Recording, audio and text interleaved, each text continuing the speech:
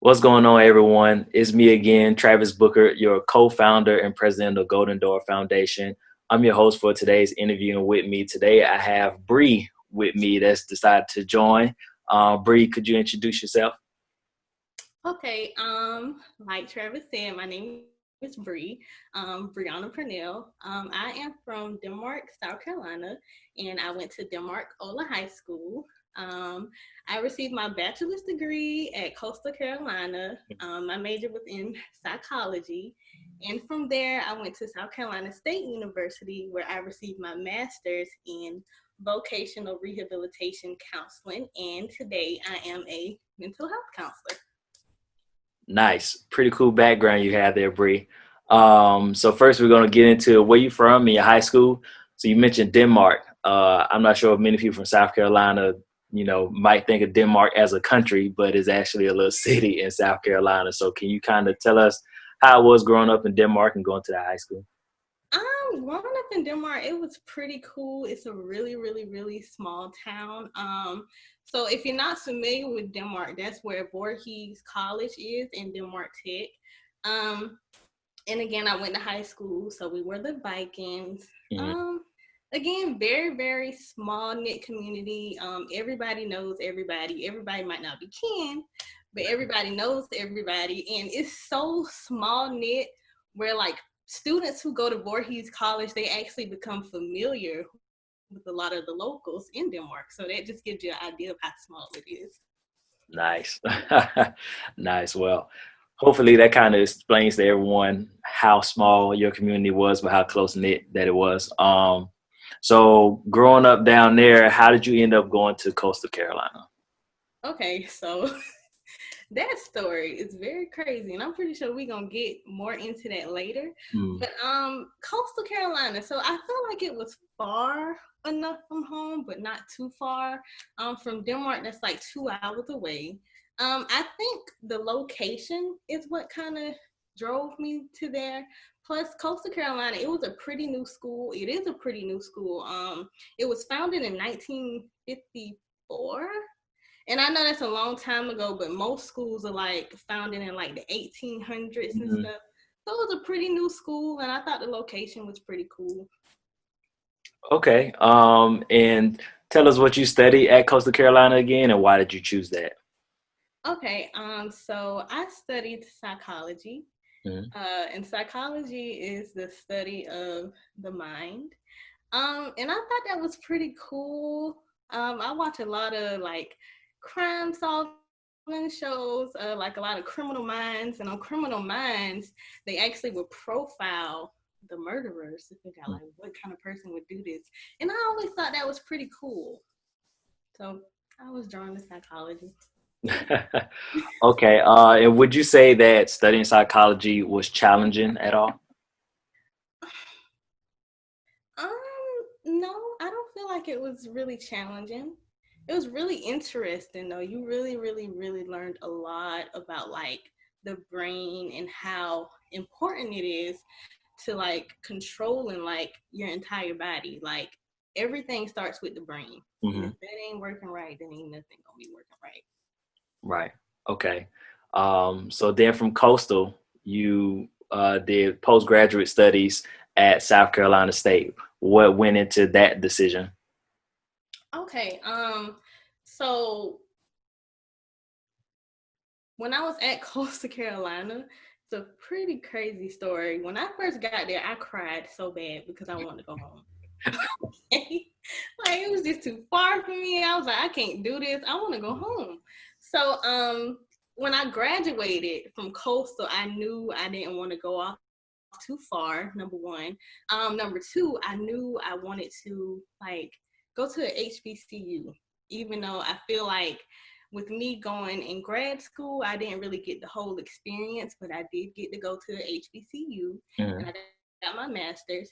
And then my best friend at the time, she was getting her master's at State, and she was telling me about a program they have there where you can get a scholarship, and with the scholarship, they'd actually give you a monthly stipend of $700. Okay. So it was like you're getting a free education, plus we're paying you to be in this program.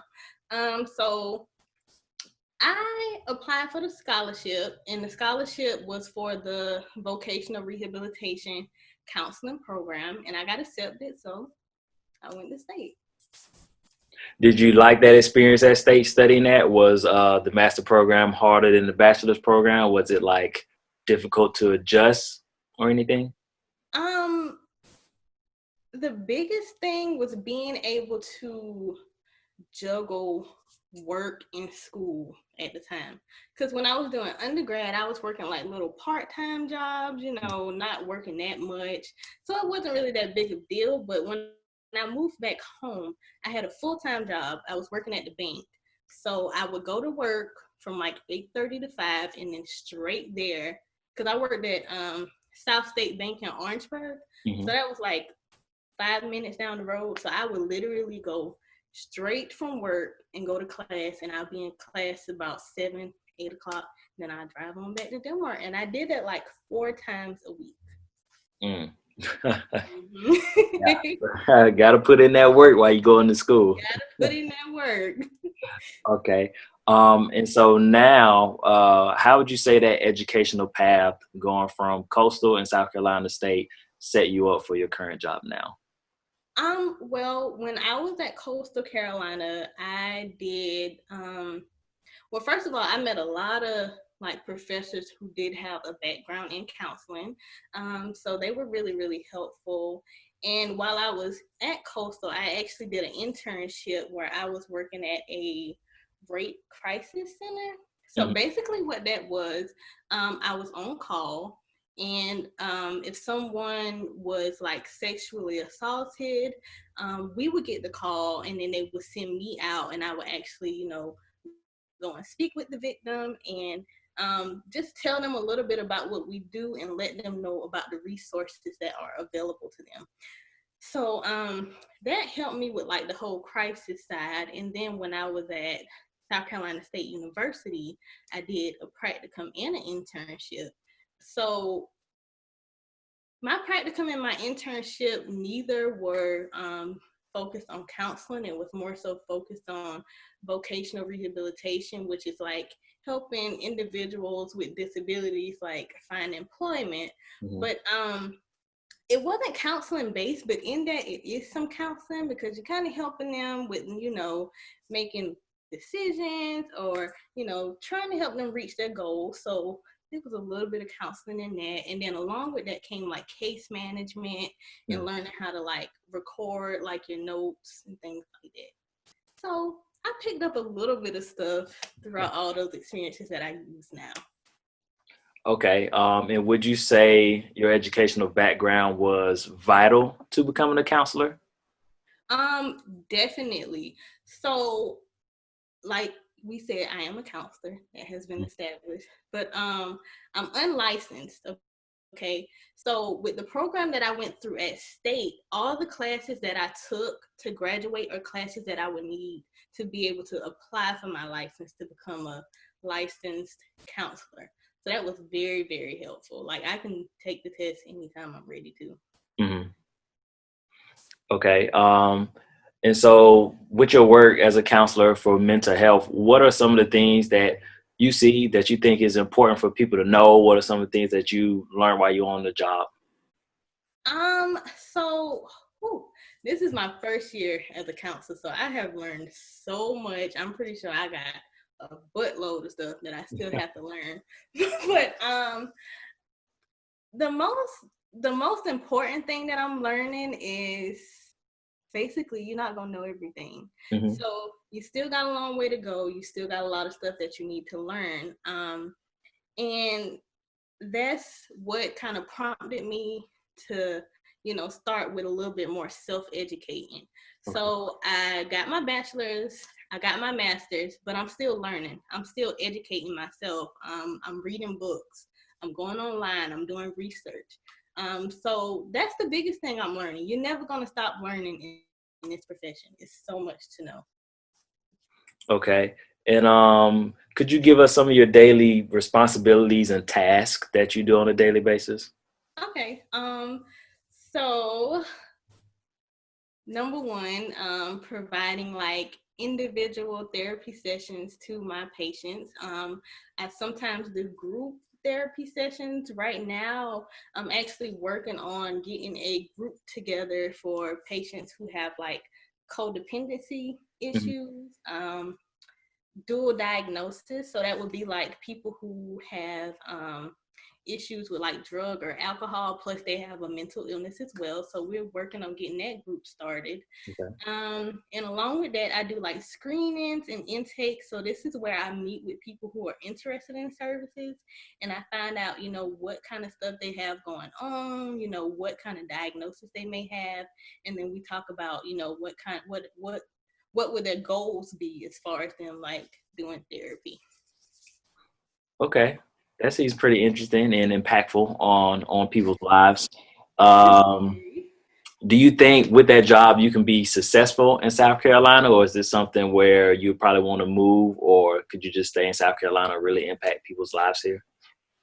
I think honestly, I think with this type of job, you could be successful not only in South Carolina but anywhere. Because now what we're seeing, a lot more people are becoming accepting to mental health treatment. A lot of people wasn't really interested in counseling. Mhm. A lot of people didn't believe in it, but now we're seeing that transition where people are actually being more open-minded to it. So yeah, I think you could be successful any place with this. I mean, everybody needs somebody to talk to Yeah. sometimes. Yeah, that is definitely true. I agree with you though. I think we are seeing a cultural shift towards people, seeking help for mental health issues and like not keeping that type of stuff bottled up inside.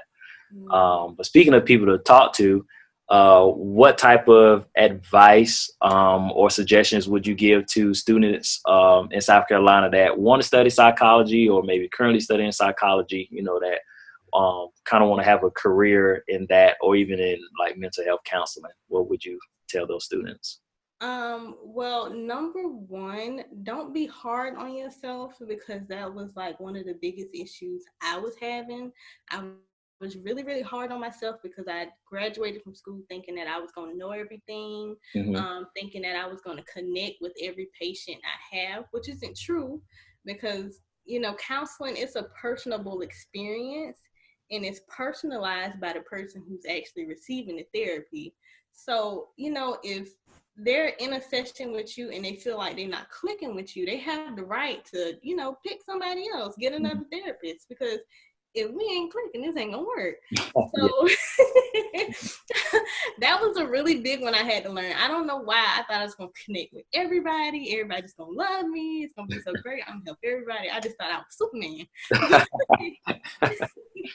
But it's really a personable experience and it's really all about the patient. So don't be hard on yourself.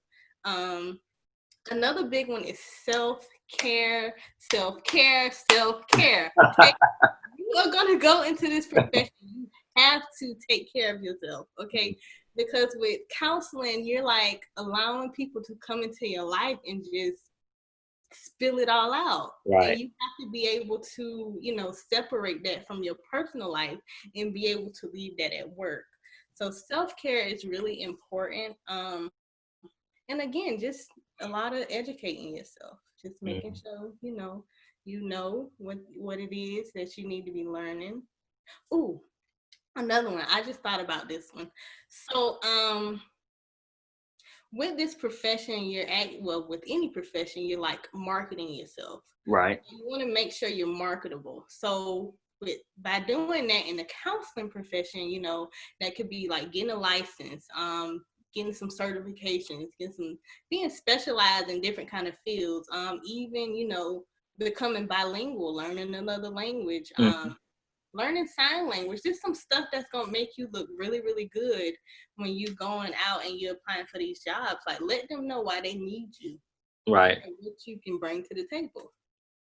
Okay, that's good advice that you're giving the students. One thing I want to mention, since you talked about self-care and like leaving your job at your job and taking care of yourself away from your job, do you often catch yourself while you're away from your job, like taking work home, not necessarily like thinking about a patient, but maybe applying what you know to your family and friends? Yes, I am guilty of that. Trying to help my family and friends, yes. And sometimes I don't think I really had an issue with like being able to leave, my patients' issues at work. I don't struggle with that. Mm-hmm. What I really have a problem with is like documentation, like staying late to do that or something, just some like paperwork stuff, Yeah. making sure it's all caught up instead of leaving it for the next day. I'm trying to get it all done in one day. Okay. I'm glad you mentioned that too, because I guess when I think of counselors, other than taking notes during the session, I don't really think about any other writing or things like that Oh, after it's done. oh yeah, we have a lot that we have to keep up with. Got you. Okay. Is there any like community involvement that your job offers or that you take advantage of as a counselor? Well, we would do like outreach programs. Well, outreach events more so, where we would go to like local colleges, when they have like back to school bashes. We'll set up a table out there, let them know about our services. But we haven't really been able to do that much this year because of the virus. Hmm. But we do try to get out in the community and kind of raise awareness and let people know that we're there. Okay. That's good to know. And now I'm going to switch gears here, kind of get away from the education and things like that. What are some of your personal goals, whether it's job related or outside of work, that you want to obtain? So I think ultimately regarding work, I'd like to open my own private practice once I get my license and everything, and I get enough experience to where I feel like I can do this on my own. Hmm. I would like to do that. And aside from work, I'm really, really like crafty. So I've been wanting to start my own business on the side where I make candles and like body butters and Yeah. maybe lip glosses and stuff. So I don't know. I just want to find something to do outside of work just so I can feel like, I got more going on Hmm. besides. So Good to know. You could probably, use that type of stuff as your own self care because it sounds like you want to take care of other people by producing those candles and stuff. yeah, exactly. That is gonna be my self care. um, so what motivates you, to get into this type of work and go out there and have an impact on people's lives? um Well, for me, counseling has been very, very fulfilling. I feel so good when I see my patients like make like these changes and they grow from like when I first met them in the screening and like a year later and they're doing so much better. Hmm. They're coping better. Especially like when I work with the women. Um, One thing I really, really enjoy with working with women is like the self-esteem and the self-love building. I love doing that with my women because we can all use that. I mean, as women, we all feel like, um, we're not good enough sometimes. Sometimes a lot of women have self-esteem issues. A lot of women have issues with self-love. And I just love working with them on that. It's been really cool. That's great because I'm on Twitter most of the time and I see people talking about things like that, but having a professional, attacking that type of stuff is very inspiring. Mm-hmm. Um, I guess one of these other questions that I want to ask you is what has been some challenges you've experienced on the way to becoming a counselor or even some challenges that you still experience now other than documenting things at work? Some challenges. Well, again, a lot of the challenges that I have faced have been challenges within myself, like feeling like I'm not doing enough, I'm not giving patients what they need. Um, Another challenge. Challenges. You don't have One. to. No, I know it's some. They're not coming to me right now. It's hold on, what do you think? Challenges. Oh, so does it have to be like work related or No. just one challenge I had was keeping myself motivated. Mm-hmm. And an example of this is when I moved back home when I first graduated from Coastal. I moved back home. I was living with my mom, and I didn't go to get my master's like straight away. I told myself I was gonna take a year off. Um, and within that year, I got this little job. I was working at the bank, and I was getting comfortable. And I went over that year, and I had to catch myself like, okay, Bree, you didn't go to school for 4 years to come home and do something that you could have did without a degree. Right.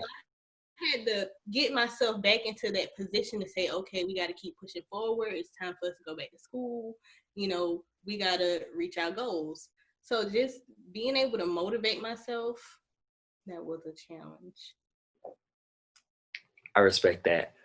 I guess one of these last questions that I want to ask you is going to be off the script, but who do counselors go to if they need counseling? You go to a counselor. Honestly, and I know, and that's another thing that a lot of counselors struggle with, because if you're a counselor, you probably feel like, I don't want to go to another counselor and I got problems and I'm supposed to be helping people with my own problems. But it's nothing wrong with a counselor seeing a counselor. Honestly, you can go to another counselor. You don't have to really like sign up for services. But for me, I've become really, really close with a counselor that I work with in my office. And sometimes I go to her because to me, she's like my OG. She's been doing this for some years. So anytime I need something, when I feel like I need to vent, I will go to her because you have to be able to vent.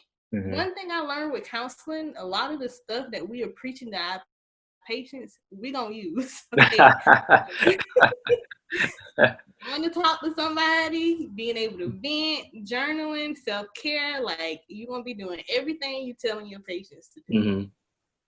And speaking of some of those things, could you give our audience who may be watching this and maybe they don't really know they have some mental health issues, or maybe they do, but don't necessarily seek help, could you kind of give us some tips that we could use to kind of address those issues? Well, you mean like if somebody like was interested in counseling and they don't know if they want to do it or not, I or guess just some general tips, because you mentioned like journaling and things like that. So oh, yeah, so okay, what's something that someone like myself could do if I'm having a bad day, or anyone else oh, who may not realize that they're having some issues could do to kind of, vent to themselves? okay. So, So you could just be like a listening ear, because that's the biggest thing. People just want to be able to talk to somebody and just be able to get it off their chest. Deep breathing is really easy. Anybody can do it. It doesn't take that much instruction to do. You can easily look it up online to learn how to do it. They actually have a lot of apps now that help you with like learning how to relax. Meditation is one thing, but meditation is something that you're going to really have to practice to really for it to be effective. That's a good one. Distraction techniques. So simple distraction techniques would just be you like doing something that you really enjoy. It could be something as simple as like watching TV or making something or calling a friend. It's a lot of things you can do, but the biggest thing is just being able to get it out. Right. That's the biggest thing. So that's why we talk about journaling, because even if you don't have anybody that you can talk to, or you feel like you don't have anybody that you can trust with this information, writing it down still allow you to like get it out. Mhm. So yeah. Okay. Hopefully those tips help some folks that might be watching, this video if they need it, or they can use it to tell a friend. I But hope so. before we end it, is there anything else that you'll want to share with our audience? Well, if you are a high school grad and you're watching this, good luck on all your endeavors. And I hope you reach all your goals. And yeah, that's about it. Okay. Cool. So that's all the questions that I have for you today. You were great on this show. Thanks for sharing everything that you've been through and sharing some of your knowledge with us. But we're going to end it there. And that has been another episode of the Golden Door Spotlight interview series.